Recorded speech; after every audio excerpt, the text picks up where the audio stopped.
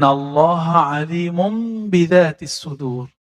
Allah Maha mengetahui, dia tidak meyakini atau saat dia berdoa dia tidak meyakini bahwa Allah mendengar atau Allah sudah tahu apa yang dia mau katakan.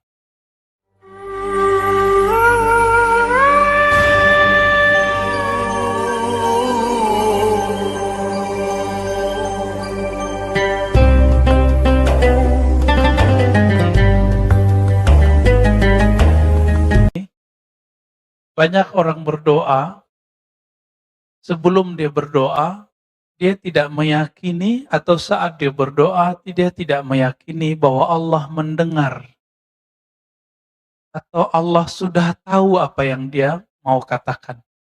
Ini sudah pernah kita singgung di kajian Risalah Kusyairiyah, tapi lafaznya ada dalam hikam. Jadi kebanyakan orang berdoa, dia ingin memberitahu kepada Allah, padahal Allah sudah tahu. Allah sudah tahu kebutuhan kita sebelum kita menyampaikannya kepada Allah. Salah satu sifat Allah adalah alim. Allah Maha mengetahui. Dan itu Asmaul Husna. Wa huwa bikulli syai'in alim. Dia terhadap segala sesuatu Maha mengetahui. Bahkan di ayat-ayat sebelumnya, Innallaha alimum bidzatis sudur. Allah Maha mengetahui apapun yang tergores di dalam dada ini. Artinya belum saya lafazkan, belum kita lafazkan, Allah sudah tahu. Jadi supaya kalimat ini tidak mengenai kita, bagaimana caranya? Sebelum berdoa, maka panggillah Allah terlebih dahulu. Ya Alim, wahai yang Maha mengetahui isi hati. Nah, ini diajarkan oleh Imamuna Abul Hasan Asy-Syadzili. Imam Abul Hasan Asy-Syadzili itu mengajarkan kalimat ini. Allahumma ya alim ya azim ya halim. Anta rabbi wa ilmuka hasbi. Fa ni'mar rabbu rabbi wa ni'mal hasbu hasbi. Ya Allah yang maha mengetahui, yang maha santun, yang maha bijak. Ilmumu, pengetahuanmu mengenai hajat di dalam diriku, itu sudah cukup bagiku. Engkaulah sebaik-baik Tuhan, sebaik-baik yang mengurus hambanya.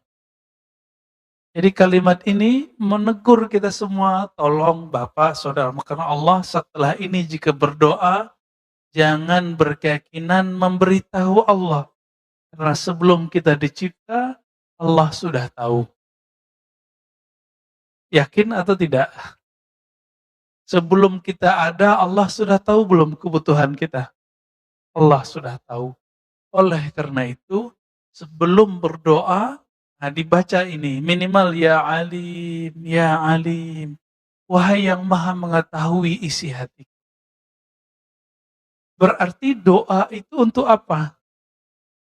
Maka doa ada dua. Ada orang berdoa karena dia ingin memberitahu Allah, ya'laman ilallah, memberitahu Allah, ini buruk adabnya, ini menuduh Allah Subhanahu wa ta'ala. Ada doa level 2. Doa apa ini? Doaul khalil li khalilih, al-habib li habibih. Curhatnya seorang kekasih kepada kekasihnya. Saya mau tanya, orang yang curhat sebenarnya dia sudah tahu belum apa jalan keluar masalahnya? Rata-rata sudah. Cuma dia ingin tenang. Ketika Nabi Ibrahim alaihissalam, beliau mengatakan, Ya Allah, arini kaifa tuhyil mauta. Tunjukkan kepadaku bagaimana cara engkau menciptakan yang hidup. Menciptakan yang hidup, menghidupkan yang mati. Allah bertanya, apakah engkau tidak beriman kepadaku? Apa jawaban Nabi Ibrahim? Bukan ya Allah, tetapi supaya hatiku lebih tenang. Maka doa itu untuk menenangkan hati. Nah, maka di kalimat berikutnya ini berkaitan dengan kisah Nabi Ibrahim. Talabuka lahu ghibatan minka. Kamu menuntut bukti tentang kehebatannya, itu karena hatimu lalai kepadanya. Kita pengen nih bukti. Ini sebenarnya doa ini dikabulkan gak sih? Karena kita nggak tahu bahwa Allah Maha melihat hati. Beda dengan Nabi Ibrahim. Nabi Ibrahim selalu bersama Allah perasaannya. Tetapi beliau hanya ingin menambah ilmu. Disebut dengan ilmu yakin. Ilmu yakin. Menaik menjadi ainul yakin. Beliau melihat sendiri bagaimana Allah Subhanahu wa ta'ala menciptakan makhluknya dari kematian menjadi hidup. Bapak saudara makan Allah, jamaah subuh yang pasti diberkahi Allah Subhanahu wa ta'ala. Maka jika berdoa, berdoalah sekedar bermanja-manja kepada Allah Subhanahu wa ta'ala. Karena sebenarnya apapun yang kita butuhkan Allah sudah sediakan. Tapi ingat, banyak orang menginginkan sesuatu yang dia tidak butuhkan. Itu sebabnya Allah tidak beri. Allah hanya memberikan sesuatu yang kita butuhkan, bukan yang kita inginkan. Ciri-ciri orang dapat nikmat, dia diberi nikmat apa yang dia butuhkan. Lawan dari nikmat namanya istidraj. Apa arti istidraj? Istidraj itu dari kata daraj. Apa arti daraj? Azab yang disisipkan dalam nikmat, dalam pemberian. Bertambah pemberian, bertambah kedurhakaan. Ini ciri-cirinya. Bertambah nikmat, bertambah durhaka kepada Allah Subhanahu wa ta'ala. Nggak usah jauh-jauh memikirkan nikmat itu hanya duit, rumah, pasangan, anak. Enggak. Nikmat itu hidup ini. Maka nikmat dibagi dua. Masih ingat? Ada nikmat kita diadakan Allah. Ada nikmat kita tetap langgeng hidup kita sampai sekarang. Ini disebut dengan nikmat imdad. Yang pertama disebut dengan ijad. Bapak saudara makan Allah, kenapa kita sebut kita ada ini nikmat? Satu kali Nabi Musa alaihi salatu wassalam berdoa, ya Allah, jadikan aku Nabi akhir zaman. Apa kata Allah? Sudah ada Muhammad bin Abdullah. Nabi Musa, ya mirip-mirip Bani Israel, karena Bani Israel begitu semua. Permintaannya banyak. Maka Nabi juga banyak minta. Tapi mintanya Nabi Musa, itu Allah anggap sebagai manjanya Nabi Musa. Nabi Musa kemudian request lagi, ya Allah kalau begitu, jika engkau tidak menjadikan aku Nabi akhir zaman, tolong jadikan aku umat akhir zaman. Hadis ini sahih. Saya mau tanya nih, Pak Mirwan dulu pernah doa nggak Pak? Nggak ingat ya. Di alam ruh. Ya Allah jadikan aku umat Muhammad. Pernah doa? Ya? Pak Haddad, Sandy, nggak pernah doa ya? Kita nggak pernah doa supaya dijadikan umat akhir zaman. Tapi nggak tahu juga, emang dulu pernah ingat. Dulu ketemu Allah pun kita tidak ingat. Maka orang-orang yang Allah ciptakan dan Allah buat dia terlahir di akhir zaman, ini yang namanya nikmat ijad, nikmat diwujudkan di akhir zaman. Selevel Nabi Musa, tidak dijadikan sebagai nabi akhir zaman, enggak juga jadi umat akhir zaman. Bayangkan itu. Kita nggak perlu minta dan Allah jadikan umat akhir zaman. Coba bayangkan lagi. Nanti jika Imam Mahdi keluar jadi imam, yang jadi makmum siapa? Nabi Isa. Secara pangkat lebih tinggi pangkat Nabi Isa. Tapi secara tugas, lebih banyak tugas Al-Mahdi. Berarti Al-Mahdi ini siapa? Al-Mahdi ini pewaris hakiki Rasulullah Sallallahu Alaihi Wasallam. Semua ilmu Nabi nanti turun kepadanya. Makanya selevel Nabi Isa harus menjadi makmum. Karena Al-Mahdi khalifatul Rasul, khalifatullah, pengganti mengemban tugas kerasulan, tapi Rasul sudah tidak ada. Maka beliau hanya disebut sebagai wali Allah. Disebut sebagai khalifatullah. Maka khalifah itu cuma 5, Pak. Khalifatullah itu cuma 5. Abu Bakar, Umar, Utsman, Ali, terakhir Al-Mahdi. Antara itu Nabi Shallallahu Alaihi Wasallam sebut dengan istilah yang berbeda. Disebut mulkan adhan, kerajaan. Nabi tidak sebut kekhalifahan. Maka mulai dari Bani Umayyah, Bani Abbasiyah, Saljuk, Turki Utsmani, itu bukan khilafah.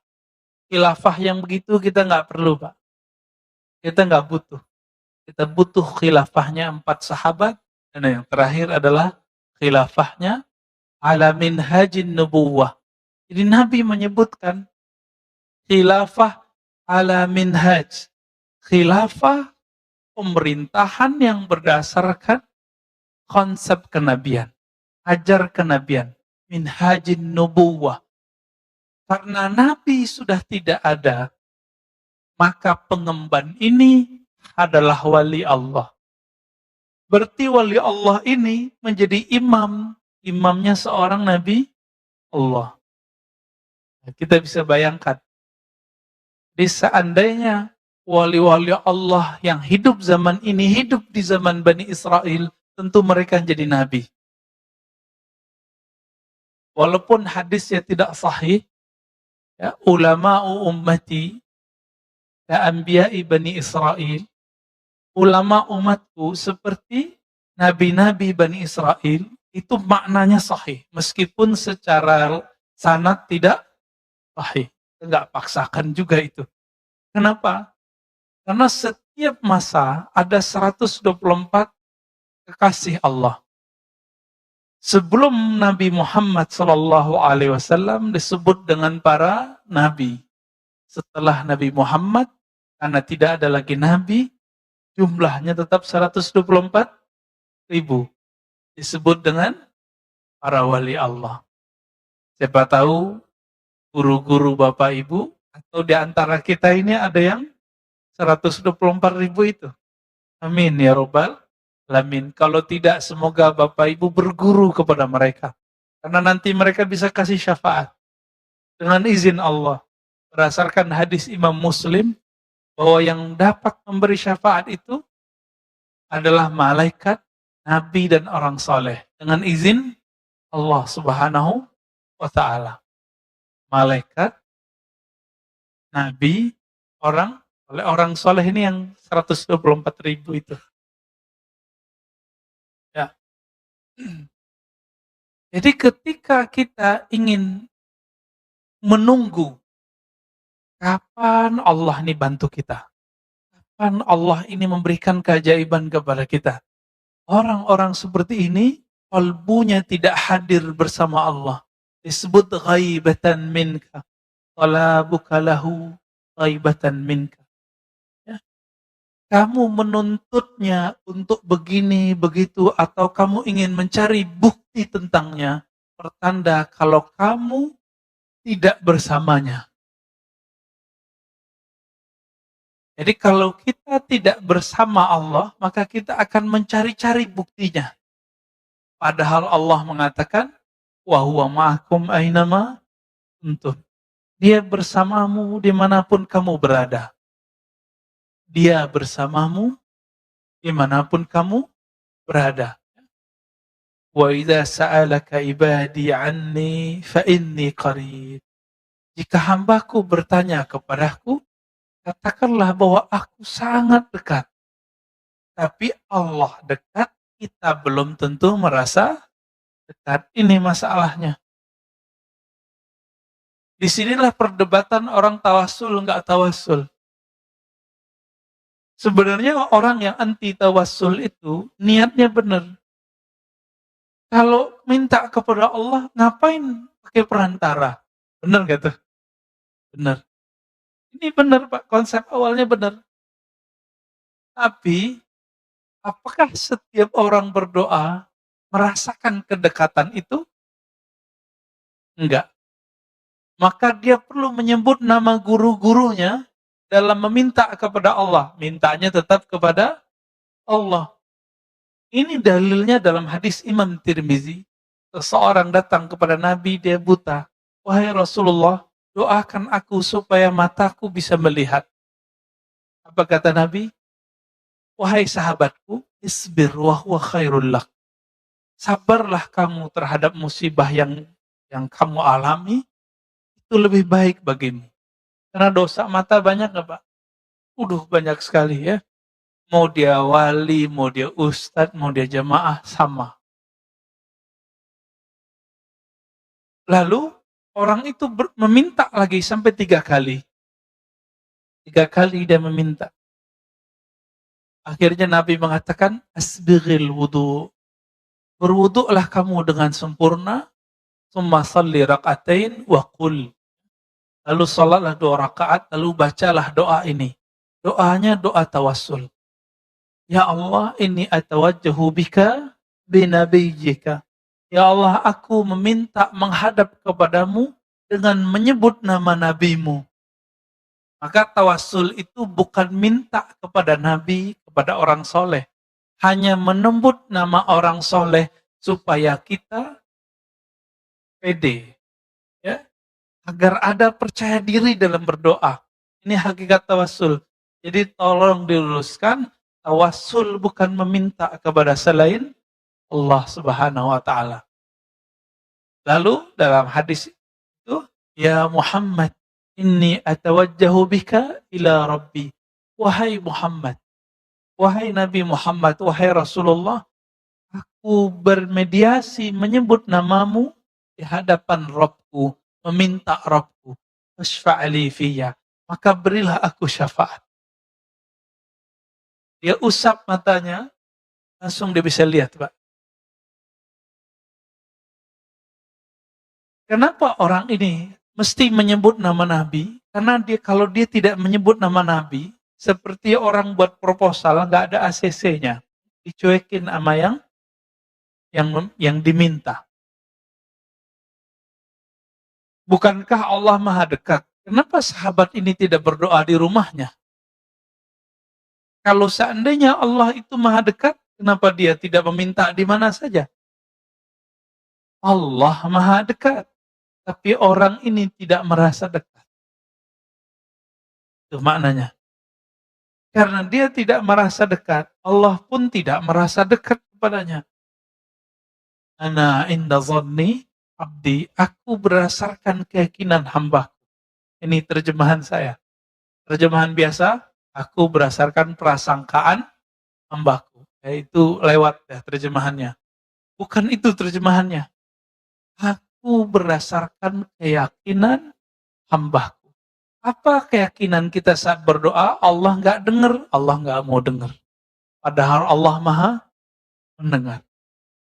Itu sebabnya juga Bapak Sarmakan Allah kalau berkunjung ke kampung-kampung, meskipun ya kita tidak semuanya sesuai dengan metode ini, tapi guru-guru kita yang lama, baik di Indonesia ataupun di Suriah, di Arab, di Yaman, mereka sebelum berdoa mereka tahlil dulu. Saya juga Mikir-mikir, kenapa ini? Alasannya apa? Kan Nabi tidak mencontohkan dengan cara itu secara rutin. Sesekali iya, sesekali tidak. Kan mereka zikir dulu, Pak. Tulu dzikri la ilaha illallah, terus orang tahlil. Ya, benar nggak? Setelah itu baru doa. Apa ini rahasianya? Kita usut, kita teliti. Ternyata ada dalam riwayat Imam An-Nasai. Bahwasannya, man qala la ilaha illallah. Lebih kurang begini. Siapa yang mengatakan la ilaha illallah dengan hatinya, dengan kolbunya. Lisannya membaca, kolbunya membenarkan. Apa kata Nabi SAW? Fataqallahu samawat. Allah akan belah langit sekedar memandang orang itu.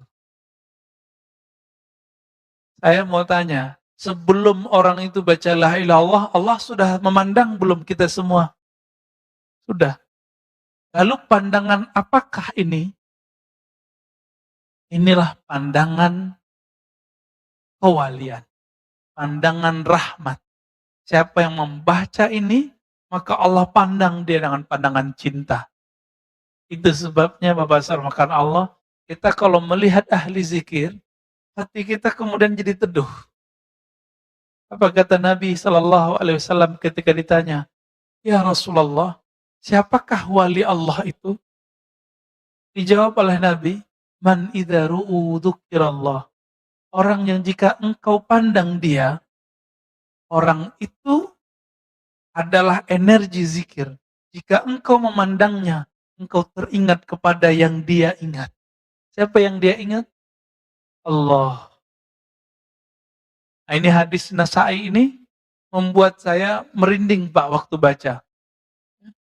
Siapa saja yang membaca la ilaha illallah. Tidak ada yang berhak disembah, tidak ada tempat bergantung kecuali Allah. Maka Allah belah langit, fataqas samawat. Allah belah langit semua, kalau Allah pandang orang itu dengan pandangan khusus, pandangan spesial. Mau seperti itu? Nah, maka nanti setiap pagi, setiap sore, Bapak Sarmakan Allah, baca kalimat ini minimal 100 kali. 100 kali cukup. Karena 10 sama dengan 100, 100 sama dengan 1000. Berarti 1000 kali Allah memandang kita dengan pandangan rahmat. Mau gak tuh? Meninggal jadi waliullah, Pak. Kekasih Allah. Meskipun kekasih Allah yang umum, itu sudah cukup. Jadi ilmu itu gak usah berat-berat. Jalan menuju Allah itu gak usah tinggi-tinggi. Ternyata ada di kalimat yang sudah kita dengar setiap 5 waktu, sudah kita pelajari semenjak dari kecil, bahkan kita dengar ketika kita baru lahir di muka bumi. Apa itu? La ilaha illallah. Tapi mungkin kita bertanya, ya Allah, kenapa aku baca namamu, baca la ilaha illallah, tapi tidak terasa bergetar di dalam qalbuku. Kita tidak bergetar ketemu orang, karena kita nggak kenal dia. Kalau kita kenal dia, muncullah rasa sayang, rasa cinta. Kalau sudah muncul rasa cinta, baru bertemunya, menyebut namanya, membuat hati bergetar. Gitu. Jadi kenalilah Allah. Itu sebabnya wajib belajar ilmu akidah. Wajib belajar ilmu syukur. Karena dengan ilmu syukur ini orang bisa mengenal Allah Subhanahu wa ta'ala. Di sini sudah ada kajian Asmaul Husna? Belum ya? Semoga nanti sudah ada ya. Jangan saya lagi Pak, saya udah 2 kali di sini. Ya. Nanti semoga ada Ustadz mengkaji Asmaul Husna, tapi dengan sanad yang nyambung, bukan dibuat-buat. Ya. Dari ahli zikir yang memang kolbunya dipenuhi dengan nama Allah Subhanahu wa ta'ala. Maka saat dia membaca nama Allah, itu membuat kita bergetar semua. Minimal membuat kita tenang. Tertarik menjadinya. Ya, semoga ada nanti. Supaya negeri ini, masjid ini diberkahi oleh Allah Subhanahu wa ta'ala. Dan masuk ke dalam hadis, Man ahsaha dakhalal jannah. Siapa yang mengihsanya, mempelajarinya, mengulang-ulangnya, membacanya, mengurainya, mendalaminya, meresapinya, pasti dia masuk surga. Maka masuk surga itu maharnya adalah berapa nama Allah masuk ke dalam kolbu. Berapa nama Allah mengalir di tubuh ini. Sebanyak itulah hak kita di surga Allah Subhanahu wa ta'ala. Mau Pak masuk surga? Gampang toh? Udah dua jalannya pagi ini. Satu la ilaha illallah, yang kedua asmaul husna. Asmaul husna itu nggak mesti dibaca semua. Bapak lagi pengen Rahman Rahim, ambil. Saya lagi ingin memahami bagaimana Allah memberi rezeki. Baca ya Razzaq, ya Razzaq. Itu boleh juga. Maka orang yang sudah paham, mengenal dan meyakini Allah itu siapa, dia tidak akan ragu dalam berdoa, tidak perlu cari bukti dalam berkeyakinan. Orang cari bukti gurunya benar atau tidak, maka dia kasih ujian. Sopan nggak murid nguji guru? Enggak. Apalagi nguji Allah. Tapi karena Allah Subhanahu wa ta'ala maha pengertian, Allah maklum. Zatnya Allah tidak bisa dicapai dengan pandangan. Bahkan dengan kolbu pun tidak bisa dicapai, Pak. Kolbu hanya bisa merasakan nama dan sifatnya. Sedangkan zatnya hanya bisa dirasakan oleh ruh kita. Tapi ruh kita nggak kenal. Bagaimana mengenal yang meniupkan ruh ini? Jika ingin mengenal Allah, namanya, kenalilah kolbu kita.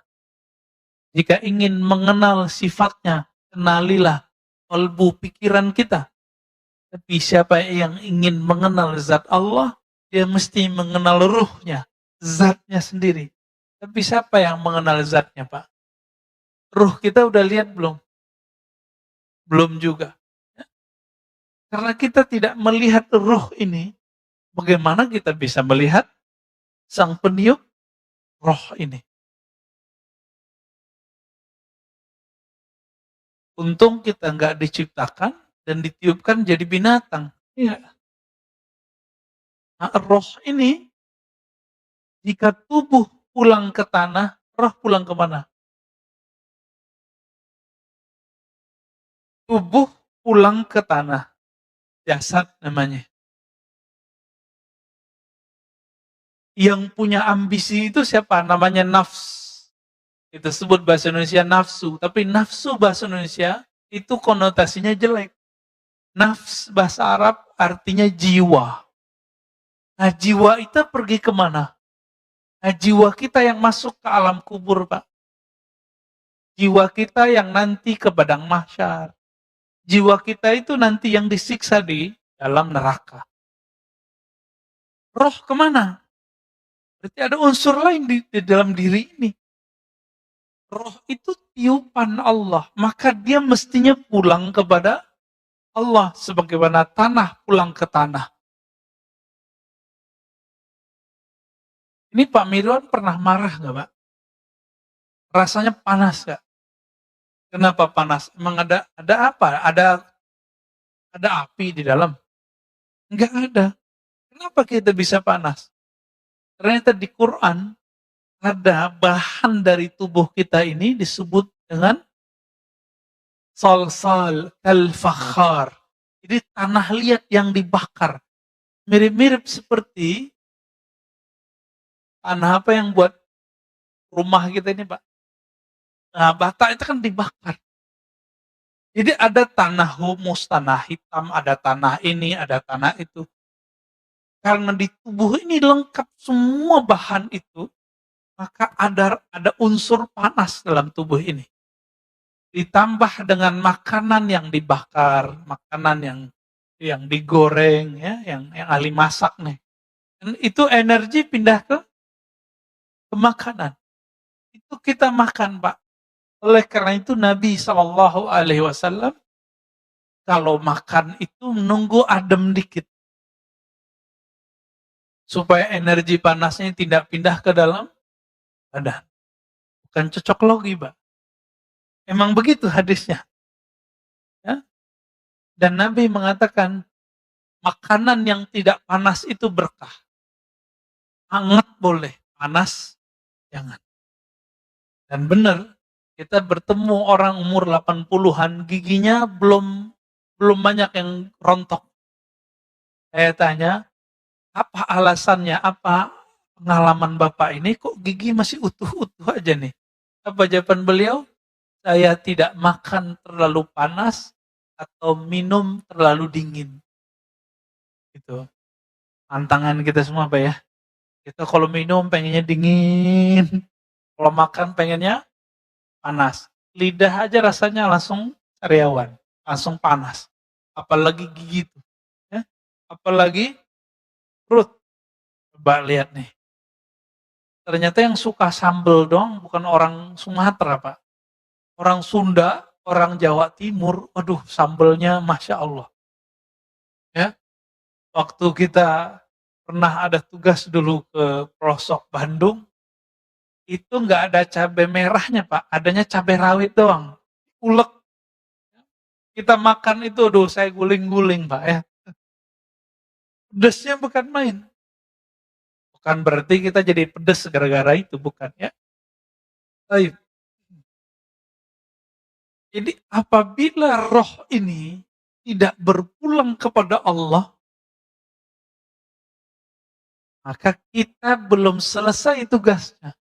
Belum sempurna. Inna lillahi wa inna ilaihi rajiun. Kita milik Allah, kembali kepada Allah. Yang Allah tiupkan itulah yang mesti harus kembali kepadanya. Ya. Apa kata Allah tentang Nabi Adam? Tatkala aku telah menyempurnakannya, sawaituhu. Lalu Allah mengatakan, nafakhtu fihi min ruhi. Aku hembuskan ke dalam tubuh Nabi Adam itu roh. Nah, roh ini yang disebut dengan inti kehidupan. Tapi roh ini sebelum dihembuskan ke dalam ini, maka tubuh ini kan banyak zulumatnya, banyak kegelapan, banyak sifat-sifat yang tidak baik di dalamnya. Ini seperti roh itu dicelupkan ke dalam kegelapan-kegelapan. Itu sebabnya roh kita ini disebut oleh Nabi, dunia sijnul mu'min. Rohmu terpenjara di dunia. Yang memenjaranya bukan alam yang di luar ini, tapi tubuh ini. Roh itu tidak laki, tidak perempuan, maka roh tidak punya syahwat. Jadi roh kita bukan laki, nggak perempuan. Jadi rohnya padat sama istrinya, padat sama. Nggak laki, nggak perempuan. Tapi ketika dicelupkan ke dalam tubuh ini, baru dia bernama laki, bernama perempuan. Maka tidak ada namanya alasan.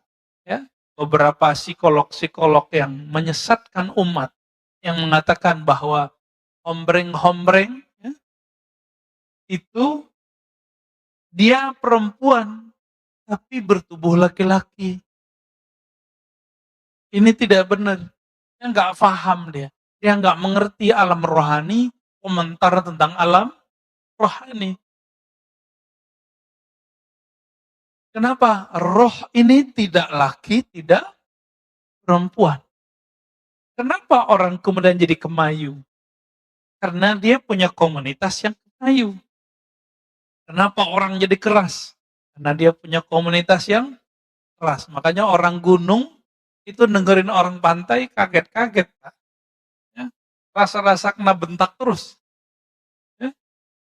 Orang tinggal besar di pasar, preman, itu dengan orang yang anak komplek kan beda. Kan beda.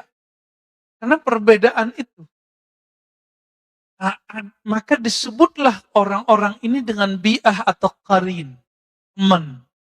Tapi kita punya qarin roha, qarin yang batin. Qarin dari kalangan jin. Besar kemungkinan orang-orang yang dia merasa dirinya beda dengan tubuhnya, itu karena qarinnya berbeda. Dia laki, tapi qarinnya perempuan. Maka dia menjadi haji. Sebaliknya begitu. Ya. Ini penjelasan beberapa masyayikh kita. Tapi ilmu ini tidak dijelaskan secara detail di dalam syariat. Ya.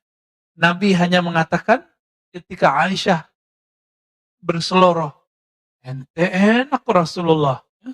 Apa yang kata Nabi?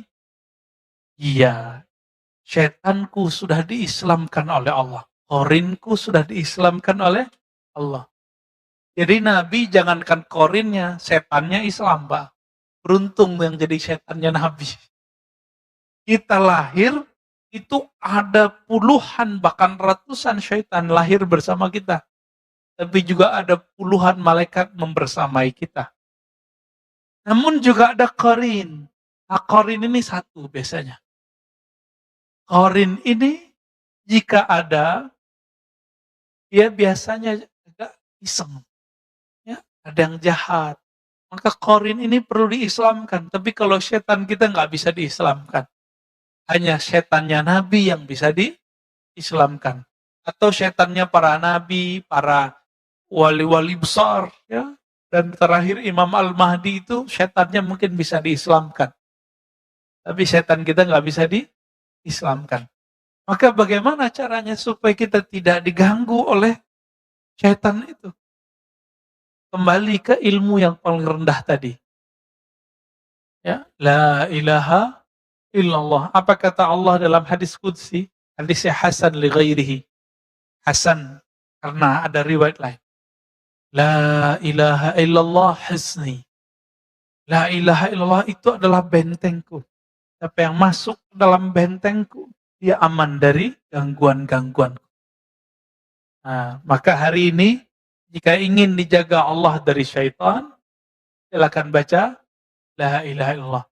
Jika nggak sanggup 100, 10. Tapi 10-nya lengkap. La ilaha illallah wahdahu la syarikalah. Lahul mulku wa lahul hamdu. Wa huwa ala kulli syai'in qadir. Berapa kali? 10 kali.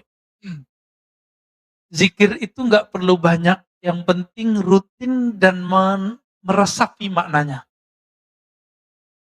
Rutin meresapi makna. Pegang itu duanya. Ini yang disebut dalam Al-Quran. Innalladzina qalu Rabbunallah summa istaqamu. Sesungguhnya orang-orang yang mengatakan Rabb kami Allah, lalu mereka istiqamah. Maka Sayyidatuna Aisyah mengatakan, amal yang sedikit lebih Allah sukai daripada amal yang banyak tapi tidak istiqamah. Sedikit istiqamah lebih baik daripada banyak istiqamah. Kemudian Imam Athaillah mengatakan, talabuka li ghairihi. Engkau meminta kepada selain Allah, likillati hayaika minhu, karena kamu tidak tahu malu kepadanya.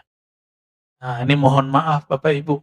Ini dalam hati kita nih semua, kalau lagi ada masalah, ingatnya makhluk atau khalik. Serius.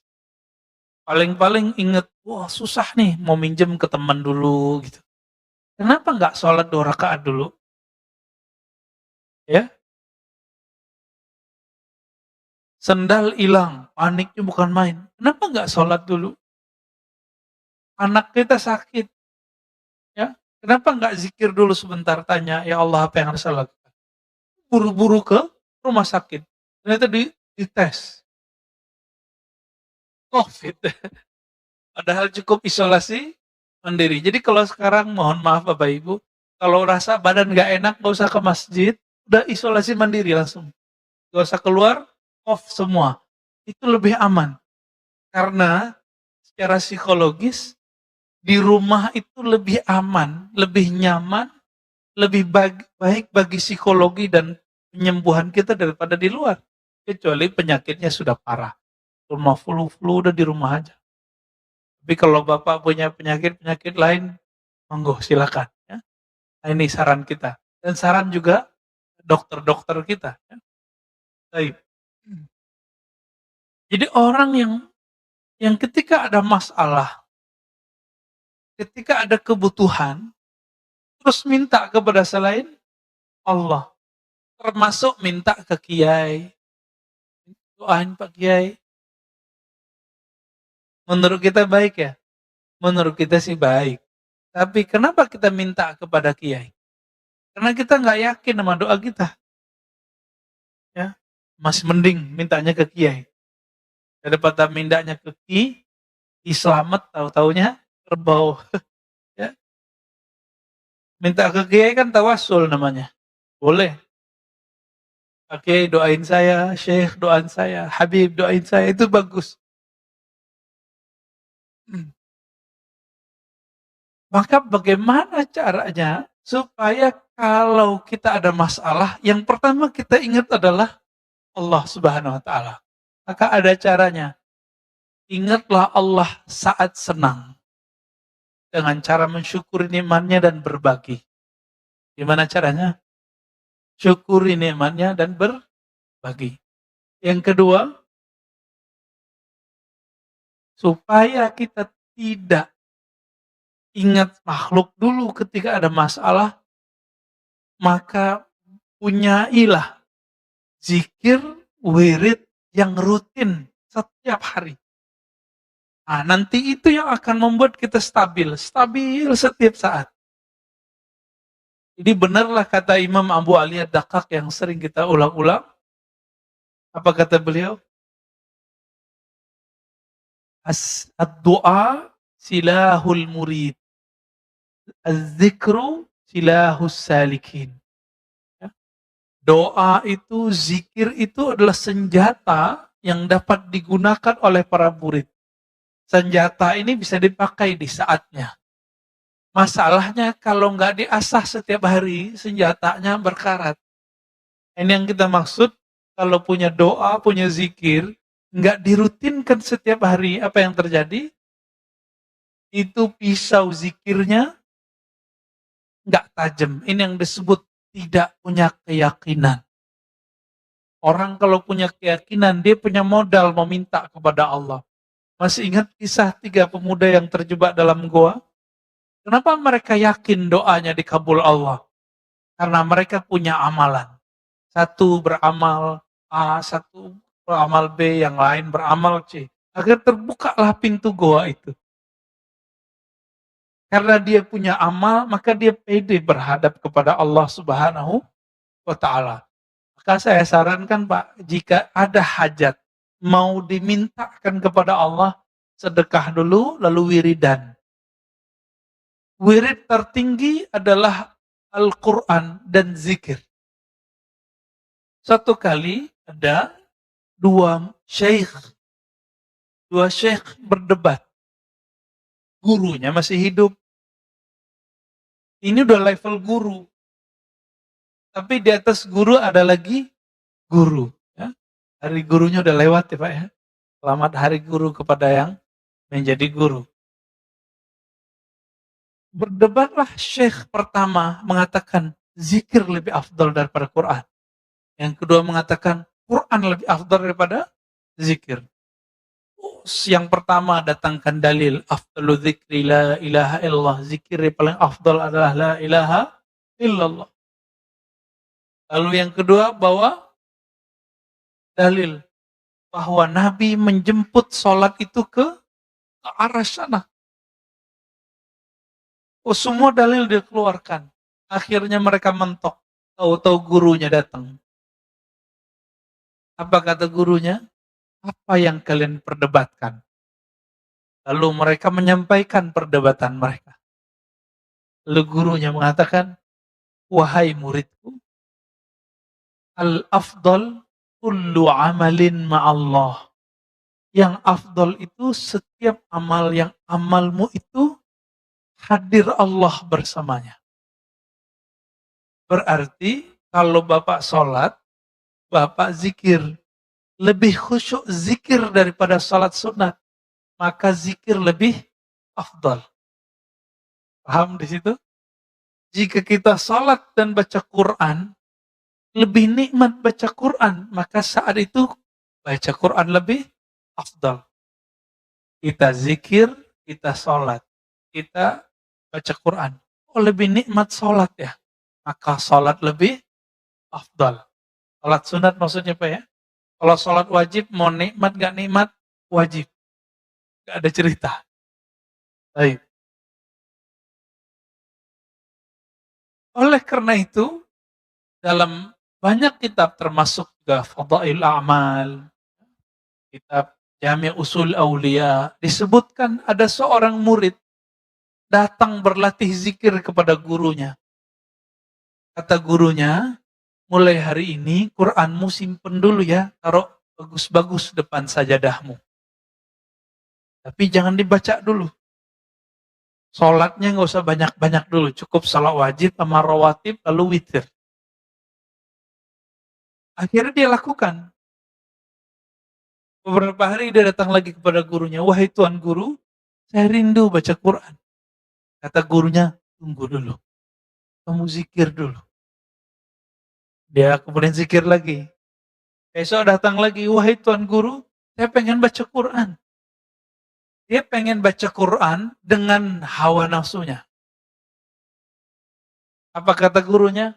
Tunggu dulu, kamu zikir dulu. Zikir itu panas, Pak. Dengan panasnya zikrullah, itu bisa mengkerangkeng hawa nafsu kita. Dikurangi makan, dikurangi tidur, dikurangi banyak berpikir, dikurangi ngomong. Disebut dengan beruzlah, berkhalwat, menyepi bersama Allah. Sampai berapa hari? Sampai 40 hari, dipanggil sama gurunya. Orang ini sudah lupa baca Quran, sudah lupa sholat banyak-banyak. Dipanggil sama gurunya. Wahai muridku, engkau sudah asik berzikir. Sekarang saatnya engkau membaca Al-Quran. Betul, dia masuk ke ruang khalwatnya, dibaca Al-Quran. Baru dibacaan basmalah, langsung air matanya meleleh. Rasa hadir, bismillah, dengan nama yang luhur milik Allah Subhanahu wa ta'ala. Yang punya nama sudah ada dalam kalbunya. Nama Allah sudah ada dalam jiwanya. Karena kalbu ini makanannya adalah asma wa sifat. Nama-nama Allah. Semakin banyak nama Allah di kalbu, semakin nikmat baca Quran dan salat. Jadi saya nggak punya teori macam-macam Pak tentang salat khusyuk. Walaupun di luar sana banyak latihan salat khusyuk, pelatihan salat khusyuk. Kita cuma punya satu. Kalbumu penuh dengan nama Allah, pasti khusyuk. Cuma itu, nggak ada lagi. Karena khusyuk itu muncul dari tuma'ninatul qalb. Ketenangan kalbu.